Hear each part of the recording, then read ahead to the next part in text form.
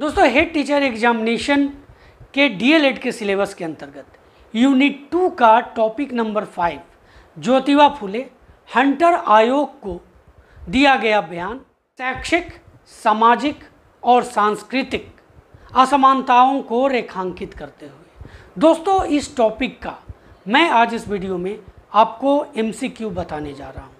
दोस्तों ये जो एमसीक्यू मैंने आपके लिए बनाया है वो पूरे टॉपिक के हर एक बिंदु को स्पर्श करता है। तो दोस्तों प्रस्तुत एक एक क्वेश्चन को आप बहुत ही ध्यानपूर्वक देखेंगे और जो आपको थोड़ा भी ऐसा लगे कि ये आपके लिए कठिन है तो आप उसे ज़रूर नोट कर लेंगे। तो यहाँ जो फर्स्ट क्वेश्चन आपके स्क्रीन पर दिखाई दे रहा है वो है कि ज्योतिबा फुले ने शिक्षा के संबंध में किस आयोग के सामने गवाही दी। देखिए मैंने इस बार आपके सामने जो क्वेश्चन प्रस्तुत करने का तरीका है वो बदल दिया है। आप में से ज़्यादातर की शिकायत होती थी कि दिखाई नहीं देता, बहुत छोटा होता है। उसको ध्यान में रखते हुए मैंने ऐसा आपके बीच में लाने का प्रयास किया है कि आपको इसमें कोई कठिनाई न हो पढ़ने में। तो ज्योतिबा फुले ने शिक्षा के संबंध में किस आयोग के सामने गवाही दी। देखिए जैसा कि शीर्षक से ही क्लियर है, इसका सही जवाब होगा दोस्तों हंटर कमीशन। मैंने बताया हंटर कमीशन 2 था, एक शिक्षा से संबंधित था वो 1882 में आया और एक दोस्तों जलियांवाला बाग हत्याकांड के लिए आया था जिसका गठन 1919 में किया गया था। तो ये 2 हंटर आयोग हैं, लेकिन यहाँ पर आपका जो सही जवाब है हंटर कमीशन 1882। अगर दे दे एग्जामिनेशन में दोनों अगर आपको कन्फ्यूजन करने के लिए तो आपको ये चीज़ें याद रखनी पड़ेगी। ज्योतिबा फुले के बारे में जान लेते हैं थोड़ी बहुत। तो अभी तो हम लोग पूरा इनके बारे में जानकारी हासिल करेंगे, लेकिन यहाँ पर जो महत्वपूर्ण पॉइंट है दोस्तों वो देखिए। फुले भारत में न्याय, समानता और मुक्ति के लिए आंदोलनों के लिए जिम्मेदार थे। यानी कि न्याय, समानता और मुक्ति के लिए किसका?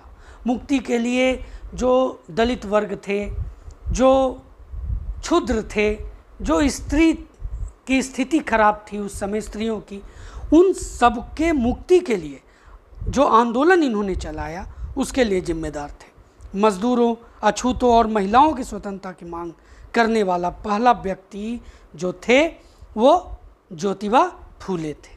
सेकंड क्वेश्चन है हंटर कमीशन शिक्षा आयोग किस गवर्नर जनरल द्वारा नियुक्त किया गया था। देखिए ये नियुक्ति जो हुआ था हंटर कमीशन का वो 1882 में हुआ था। तो उस हिसाब से दोस्तों उस समय जो गवर्नर जनरल थे वो थे लॉर्ड रिपन, और लॉर्ड रिपन के द्वारा हंटर कमीशन की नियुक्ति हुई थी। तो इस आयोग का गठन भारत में प्राथमिक शिक्षा से संबंधित पहलुओं का पता लगाने के लिए किया गया था और इस आयोग ने बहुत ही बेहतरीन कार्य किया था और इसके संबंध में बहुत सारे बुद्धिजीवियों के प्रतिवेदन भी स्वीकार किए थे। उन्हीं में एक थी ज्योतिबा फुले। दोस्तों सिर्फ प्राथमिक शिक्षा पर ही इस आयोग ने अपना प्रस्ताव प्रस्तुत नहीं किया, बल्कि माध्यमिक और उच्च शिक्षा पर भी अपने प्रस्ताव प्रस्तुत किए। और इस आयोग का जो गठन हुआ था ना, इस आयोग का गठन दोस्तों और क्या बातें इसमें महत्वपूर्ण थी, जो वुड डिस्पैच योजना थी 1854 का, उसने जो राय प्रस्तुत की थी सरकार के सामने उसका भी एक जांच करना था, उसके संबंध में भी अपना प्रतिवेदन देना था। नंबर 3 है दोस्तों कि ज्योतिबा फुले ने स्त्री को समानता दिलाने के लिए सबसे पहले क्या किया। ध्यान दीजिएगा क्वेश्चन के अनुसार आंसर मैं आपको यहाँ बताऊँगा। क्वेश्चन क्या है, सबसे पहले यहाँ पर दिया हुआ है सबसे पहले। अब देखिए सभी को समानता दिलाना ये काम भी ज्योतिबा फुले ने की थी, महिलाओं के लिए आरक्षण की मांग भी ज्योतिबा फुले ने की थी, अब नई विवाह विधि की रचना भी ज्योतिबा फुले ने की थी। लेकिन ये इस अनुसार तो सभी हो रहा है, लेकिन जो क्वेश्चन है उसके अनुसार देखिए सबसे पहले तो समानता दिलाने के लिए सबसे पहले ज्योतिबा फुले ने, यह ऑप्शन नंबर जो बी आप देख रहे हैं, नई विवाह विधि की रचना की। दोस्तों क्यों ऐसा किया था? क्योंकि उस समय बाल विवाह बहुत इसका प्रचलन था और साथ ही विधवा पुनर्विवाह का प्रचलन नहीं था। तो इन दोनों की स्थिति को सुधारने के लिए ज्योतिबा फुले ने नई विवाह विधि की रचना की थी। तो क्वेश्चन नंबर 4 यहाँ पर देखिए 4 है कि ज्योतिबा फुले को महात्मा की उपाधि कब दी गई थी? तो देखिए बहुत ज़्यादातर जगहों पर जो आंसर है दोस्तों वो 1888 है। मैं किसी जगह पर देखा हूँ 86 भी लिखा हुआ, लेकिन ज़्यादातर जो आंसर आते हैं इसका वो 1888 है, इसलिए ऑप्शन नंबर सी आप याद रखेंगे। ऐसे मैंने यहाँ पर दोनों ऑप्शन आपके लिए दिया था, लेकिन आपको अगर पूछा जाएगा तो इसमें से कोई एक ही ऑप्शन रहेगा, इसलिए आपको इसका आंसर 1888 याद रखना है कि महात्मा की उपाधि जो एक सभा के द्वारा उनको दी गई थी इस समय, वो 1888 में दी गई थी। अब देखिए नेक्स्ट क्वेश्चन की ओर बढ़ते हैं। नेक्स्ट क्वेश्चन है कि हंटर कमीशन 1882 को भेजे गए प्रतिवेदन में ज्योतिबा फुले ने प्राथमिक एवं माध्यमिक शिक्षा के लिए निम्नलिखित में से क्या सुझाव दिए? अब देखिए क्वेश्चन नंबर 5 जो है, अब यहाँ पर एक एक ऑप्शन को मैं आपको यहाँ पर बता रहा हूँ। देखिए प्राथमिक और माध्यमिक शिक्षा को निःशुल्क और अनिवार्य बनाना, ऑप्शन नंबर ए। बी है प्राथमिक और माध्यमिक शिक्षा में अंग्रेजी को अनिवार्य बनाना, ये नहीं होगा। प्राथमिक शिक्षा को अनिवार्य और माध्यमिक शिक्षा को आवश्यकता अनुसार बनाना, ये भी पॉइंट गलत है। पॉइंट नंबर डी देखते हैं, दोनों तरह की शिक्षा को वंचितों से दूर रहना। अब ये तो बिल्कुल होगा ही नहीं, क्योंकि ये तो वंचितों के लिए ही लड़े थे। तो इसमें जो सबसे पहले जो यहाँ पर मैं आपको बता दूँ, जो मैंने आपको बताया ऑप्शन नंबर ए, प्राथमिक और माध्यमिक शिक्षा को निःशुल्क और अनिवार्य बनाने की जो बात इन्होंने की थी, ये सही जवाब होगा। क्वेश्चन नंबर 6 है, ज्योतिबा फुले ने प्राथमिक शिक्षा पर खर्च हेतु अंग्रेजी सरकार को क्या सुझाव दिए? अब देखिए यहाँ पर ऑप्शन आप देख रहे हैं। पहला जो है दोस्तों कि सरकार अपने खजाने का इस्तेमाल प्राथमिक शिक्षा को बेहतर बनाने के लिए करे। अब ऑप्शन ए देख रहे हैं, बी है सरकार उच्च वर्ग से पैसे वसूल कर प्राथमिक शिक्षा का विकास करे।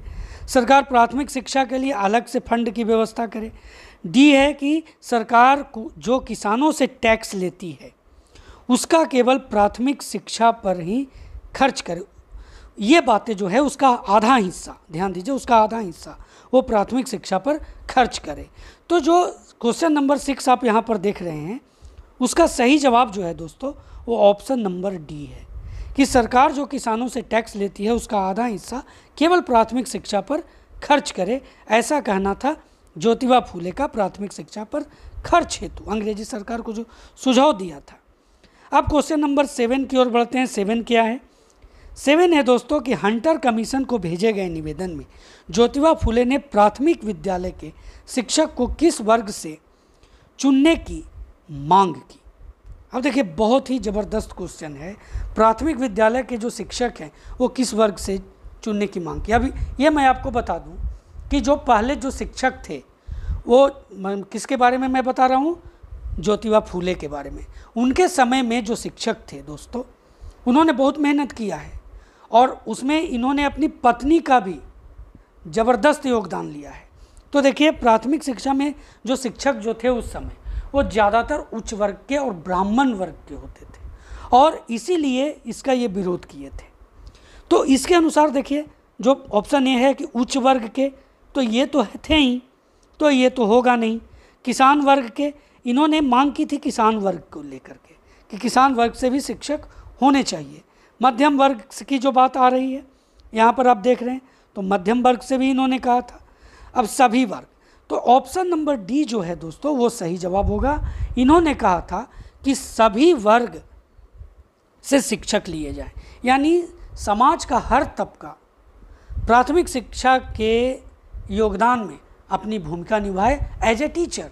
क्वेश्चन नंबर 8 है कि ज्योतिबा फुले ने किनके लिए अलग से स्कूल खोलने का निवेदन किया? अब देखिए उस समय जो स्कूल थे ब्राह्मण वर्ग के तो बेहतरीन स्कूल थे, सामान्य वर्ग, बुद्धिजीवी वर्ग। तो दोस्तों इसमें जो सही जवाब है ना वो क्षुद्र वर्ग, क्योंकि क्षुद्रों की स्थिति बहुत ही खराब थी, इनके लिए अलग से विद्यालय नहीं थी। ब्राह्मण के विद्यालय में ये जा नहीं सकते थे, जिस तरह की छुआछूत की जो प्रथा थी उस समय, उसको ध्यान में रखते हुए। तो इसका सही जवाब ऑप्शन नंबर डी होगा। क्वेश्चन नंबर 9 है दोस्तों कि ज्योतिबा फुले के अनुसार शिक्षा में किस तरह के विषय होने की वकालत की?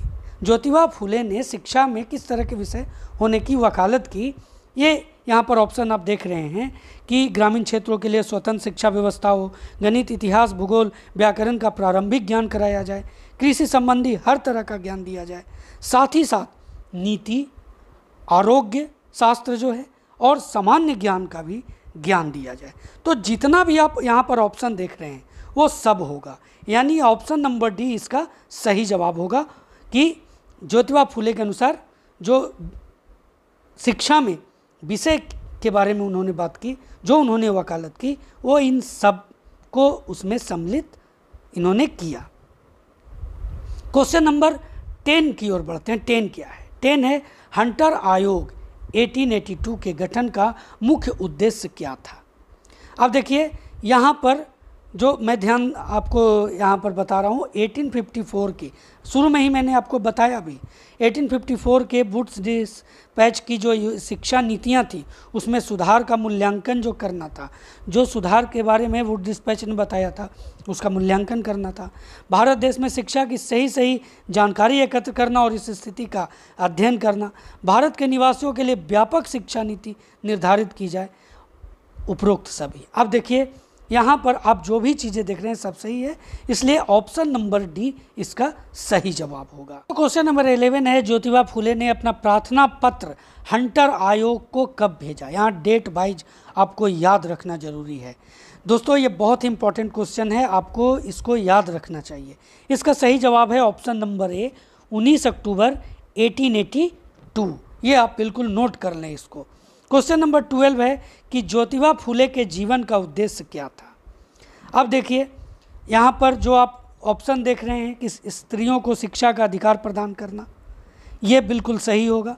बाल विवाह का विरोध एवं विधवा विवाह का समर्थन, ये भी सही होगा। समाज को कुप्रथा और अंधश्रद्धा से मुक्त करना, ये तो पूरी तरह से ये ब्राह्मणों के ऊपर ज़बरदस्त प्रहार था इनका, इसलिए ये भी सही होगा। और सही जवाब जो होगा ऑप्शन नंबर डी होगा, उपरोक्त सभी। दोस्तों भारत की प्रथम महिला अध्यापिका कौन थी? बहुत ही इम्पॉर्टेंट ये क्वेश्चन है, इसलिए क्योंकि ये जो थी ना, ये ज्योतिबा फुले की पत्नी थी। तो इनका जो नाम है option number C Savitribai Phule. Savitribai Phule को दोस्तों ज्योतिबा फुले ने शिक्षित किया और शिक्षित करके अध्यापिका के रूप में अपने विद्यालय में जो शिक्षक के रूप में उन्हें नामित किया, उन्हें शिक्षक के रूप में प्रस्तुत किया और वो जो हुई भारत की प्रथम महिला अध्यापिका हुई। क्वेश्चन नंबर 14 है कि ज्योतिबा फुले ने कन्याओं के लिए भारत देश की पहली पाठशाला की स्थापना कहाँ की। दोस्तों बहुत जो भी मैं आपको बता रहा हूँ आप नोट करते चले जाएंगे। इसका सही जवाब होगा ऑप्शन नंबर ए पुणे। अब स्थापना इसका कब हुआ? 1848 में। ये स्कूल किसके लिए था? तो कन्याओं के लिए। कन्याओं के लिए स्त्री शिक्षा पर बहुत ज़बरदस्त काम किया था ज्योतिबा फुले ने अपनी पत्नी के साथ मिलकर के। दोस्तों नेक्स्ट क्वेश्चन है 15 कि सत्य शोधक समाज की स्थापना ज्योतिबा फुले ने कब और कहाँ की। तो देखिए इसका सही जवाब है ऑप्शन नंबर बी 24 सितंबर 1873 को पुणे में सत्य शोधक समाज की स्थापना की थी, जिसमें दलितों को, वंचित वर्ग को, स्त्रियों को विशेष इसमें अहमियत दिया गया था, उनके लिए बातें कही गई थी, उनको इसमें सम्मिलित किया गया था। तो क्वेश्चन नंबर 16 है कि भारत में आरक्षण की नींव कब रखी गई थी। तो इसका सही जवाब है 1882 में। क्यों? ये मैं आपको डायरेक्ट आंसर बता रहा हूँ, नीचे आप देखिए यहाँ पर भारत में आरक्षण की नींव 1882 में हंटर आयोग को भेजे गए महात्मा ज्योतिबा फुले के निवेदन के साथ रखी गई थी, जिस पर साहू जी महाराज में दोस्तों 1901 ईस्वी में निर्माण कार्य शुरू किया था इन्होंने। ये आरक्षण के मामले में इन्होंने इसमें ज्योतिबा फुले ने जब निवेदन पत्र भेजा था हंटर आयोग को, तो उसमें कहा था कि वंचित वर्गों को, शोषित वर्गों को, क्षुद्रों को आरक्षण दिया जाए ताकि उनकी स्थिति बेहतर हो। क्वेश्चन नंबर 17 है कि महात्मा ज्योतिबा फुले ने पिछड़ी जाति के उत्थान के लिए किस पुस्तक की रचना की। बहुत ही इंपॉर्टेंट ये क्वेश्चन है, आपको याद रखना है इसको। और इसका सही जवाब है ऑप्शन नंबर डी गुलामगिरी। दोस्तों नेक्स्ट क्वेश्चन बहुत ही महत्वपूर्ण है और ये जानना आपके लिए जरूरी है। ज्योतिबा फूले के अनुसार क्षुद्रों को ब्राह्मणों से मुक्त करने का जिम्मा ईश्वर ने किसे सौंपा है? मुसलमानों को नहीं, राजपूतों को नहीं, तो सही जवाब है दोस्तों अंग्रेजों को। क्योंकि अंग्रेज के पहले जो स्थिति थी वंचित वर्गों का, क्षुद्रों का, वो बहुत ही बुरा स्थिति था और जब अंग्रेज आए तो उनके स्थिति में सुधार हुआ। इसीलिए इस आधार पर ज्योतिबा फूले ने इस बात को सामने रखा था, इस बात को लोगों के सामने प्रदर्शित किया था और साथ ही साथ जो प्रतिवेदन भेजा था, जो प्राथमिक शिक्षा के सुधार के लिए जो हंटर आयोग के समक्ष प्रतिवेदन प्रस्तुत किया था ज्योतिबा फूले ने, उसमें ये बातें कही थी, उसमें उल्लेख है। उन्होंने अंग्रेजों को ईश्वर के द्वारा एक ऐसा भेजा गया दूत समझा जो क्षुद्रों को ब्राह्मणों से मुक्त करा सकता है। नंबर 19 है कि ज्योतिबा फूले ने दलित पीड़ितों के लिए वाचनालय की स्थापना कब की? देखिए, उसके पहले जो वाचनालय होते थे वो ब्राह्मणों के लिए होते थे, उच्च वर्ग के लिए होते थे, लेकिन 1848 में इन्होंने विद्यालय की स्थापना की थी। प्रथम विद्यालय की स्थापना स्त्रियों के लिए, बालिकाओं के लिए। और उसके बाद दोस्तों इन्होंने 1852 में वाचनालय की स्थापना की। तो ऑप्शन नंबर डी भी नहीं होगा, बी भी नहीं होगा, ए भी नहीं होगा, सही जवाब ऑप्शन नंबर सी होगा। अब चलिए नेक्स्ट क्वेश्चन है 20 है कि ज्योतिबा फूले ने देश की प्रथम संध्याकालीन विद्यालय की स्थापना कब की? ये आपको सब याद रखना पड़ेगा। बालिकाओं के लिए कब की, वाचनालय की स्थापना कब की, अब संध्याकालीन विद्यालय की स्थापना कब की? तो इसका जो जवाब है दोस्तों ये 1 साल बाद उसके यानी 1855 में। क्वेश्चन नंबर 21 है कि सत्यशोधक समाज की क्या मान्यता या मान्यताएं थी? ये आपको नोट कर लेना है। देखिए, भक्त और भगवान के बीच किसी बिचौलिए की कोई आवश्यकता नहीं। जो ऑप्शन नंबर ए देख रहे हैं सत्यशोधक समाज के मान्यताएं या मान्यता, तो इसमें ए ऑप्शन सही है। बी है बिचौलियों द्वारा लादी गई धार्मिक दास्ता को नष्ट करना, ये भी सही है। सभी जातियों के स्त्री पुरुषों को शिक्षा उपलब्ध कराना, ये भी सही है। तो ये ऑप्शन नंबर डी जो है ना वो सही जवाब इसका होगा। तो यहाँ पर जो क्वेश्चन नंबर 22 आप देख रहे हैं, ये ज्योतिबा ने दलितों, पतितों, किसानों, श्रमिकों और अन्य सर्वहारा वर्ग की दबी आवाज़ को उभारने के उद्देश्य से जनवरी 1877, यहाँ पर हिंदी में लिखा हुआ है, इसे आप इंग्लिश में भी कर लें समझने हेतु, 1877 में एक साप्ताहिक समाचार पत्र का प्रकाशन और संपादन शुरू किया। उस समाचार पत्र का क्या नाम था? बहुत ही इंपॉर्टेंट क्वेश्चन है। तो देखिए यहाँ पर ऑप्शन है दोस्तों सर्चलाइट, दीनबंधु, सोम प्रकाश, संजीवनी। तो इसका सही जवाब है ऑप्शन नंबर बी, दीनबंधु। तो आपको ये याद रखना है। अब देखिए आगे बढ़ते हैं। क्वेश्चन नंबर 24 है कि ज्योतिबा फूले ने हंटर कमीशन को सौंपे अपने निवेदन पत्र में किस उम्र तक के बच्चों के लिए शिक्षा को अनिवार्य करने की सिफारिश की? देखिए 22 के बाद यहाँ पर 24 जो लिखा हुआ है इसे आप 23 कर लेंगे। तो 23 ज्योतिबा है फूले ने हंटर कमीशन को सौंपे अपने निवेदन पत्र में किस उम्र तक के बच्चों के लिए शिक्षा को अनिवार्य करने की सिफारिश की। जैसा कि हम लोगों ने देखा कि प्राथमिक और माध्यमिक दोनों के लिए ये बातें उन्होंने कही थी, लेकिन उन्होंने एक बात और कही थी, कम से कम दोस्तों 12 वर्ष तक के बालकों के लिए अनिवार्य और मुफ्त शिक्षा की व्यवस्था किया जाए। नंबर 24 है ज्योतिबा फूले ने हंटर आयोग के समक्ष अपने निवेदन पत्र में किन उस स्कूलों को अनुदान देने की सिफारिश की थी? देखिए क्वेश्चन जो आप देख रहे हैं आंसर के अनुसार उसको समझने का भी प्रयास करेंगे। अब अनुदान देने की बात हो रही है, कैसे विद्यालय को देना है, सुयोग्य छात्रों वाले, तो ऐसा बात इन्होंने नहीं किया था। सरकार द्वारा मान्यता प्राप्त, ये भी गलत है। सुयोग्य प्रशिक्षित शिक्षकों वाले विद्यालय, ये सही जवाब है। परंपरागत पाठशालाएं नहीं होगा, क्योंकि वो कहते थे दोस्तों, उन्होंने जो अपना प्रतिवेदन प्रस्तुत किया उसमें इन्होंने कहा कि जो शिक्षक सिर्फ नाम के शिक्षक हैं जो अभी फ़िलहाल जो विद्यालयों में कार्यरत हैं, ना वो ट्रेंड हैं, ना वो बेहतर तरीके से पढ़ाना चाहते हैं, सिर्फ नाम के हैं और सिर्फ एक शिक्षक कहलाने हेतु वो ऐसा कार्य कर रहे हैं। इसलिए जहाँ पर सुयोग्य और प्रशिक्षित शिक्षक हो उसी विद्यालय को क्या प्रदान किया जाए? अनुदान। क्वेश्चन नंबर 25 है, ज्योतिबा फूले की मृत्यु कब हुई? तो इसका जो सही जवाब है दोस्तों ऑप्शन नंबर ए है, 18 नवंबर 1890 ईस्वी को। दोस्तों इन्हें 2 बार लकवा मारा था, 1888 में और उसके बाद इनको 2 बार लकवा मारा और इसी में इनकी मृत्यु होती है और वो तारीख जो मैंने आपको बताया ऑप्शन नंबर ए सही जवाब होगा।